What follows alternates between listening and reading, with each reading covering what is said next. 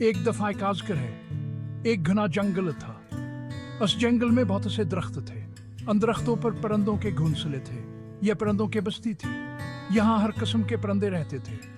छोटी छोटी चिड़ियाँ, खूबसूरत तूते और रंग बिरंगे मोर, ये सब मिलजुल कर रहते थे। इन्हें अपने घरों से बहुत प्यार था। जब सुबह होती तो परिंदों क्या चहट से जंगल गूंज उठता। यहाँ एक बहुत ही हसीन नजारा होता। सूरज की किरणें दरख्तों से झांकते। यह मंजर बहुत दिलफरीब था। परिंदे अपना अपना काम शुरू कर देते। कुछ दाना चुगने उड़ जाते, कुछ अपने बच्चों को खिलाते। एक दिन सुबह का वक्त था। सूरज चमक रहा था। नीला आसमान बालकल साफ था। परिंदे चहचहा रहे थे। वह दिन बहुत खूबसूरत था। लेकिन जंगल के एक कोने में एक अजीब सी खामोशी थी। यहाँ पर उन्हें दरख्तों का एक झुंड था।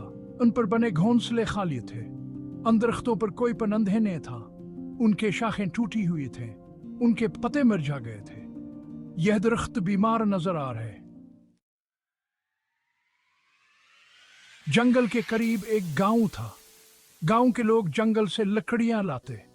वो इन लकड़ियों से अपने घर बनाते। वो जंगल को अपना दोस्त समझते थे।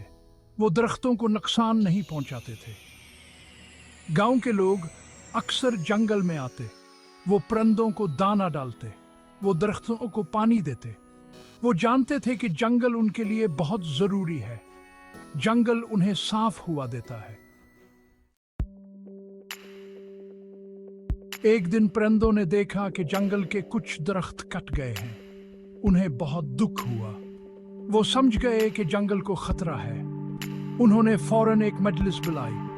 तमाम परिंदे जमा हो गए। वो बहुत परेशान थे। उन्हें अपना घर बचाना था। उन्होंने सोचा कि वो क्या कर सकते हैं। उन्हें कोई रास्ता नजर नहीं आ रहा था। हमें मिलकर कुछ करना होगा। हमें गांव वालों को बताना होगा कि जंगल कितना जरूरी है। हमें इनसे मदद मांगनी होगी। सब परिंदों ने मिलकर फैसला किया कि वो गांव वालों से मदद मांगेंगे। वो उन्हें बताएंगे कि जंगल के बगैर उनका क्या होगा। उन्हें उम्मीद थी कि गांव वाले उनकी बात जरूर सुनेंगे। गांव में एक लड़का रहता था। इसका नाम रहीम था। वो बहुत समझदार था। वो परिंदों से बहुत प्यार करता था। एक दिन रहीम ने देखा कि परिंदे उदास हैं। क्या हुआ? परिंदों ने उसे सारा माजरा सुना दिया।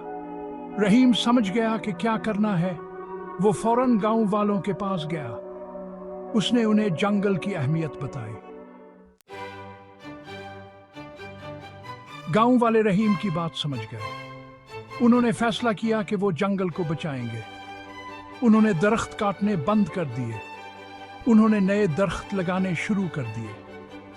कुछ ही अरसे में जंगल फिर से हरा भरा हो गया। परिंदे बहुत खुश थे। उन्होंने रहीम और गांव वालों का शुक्रिया अदा किया।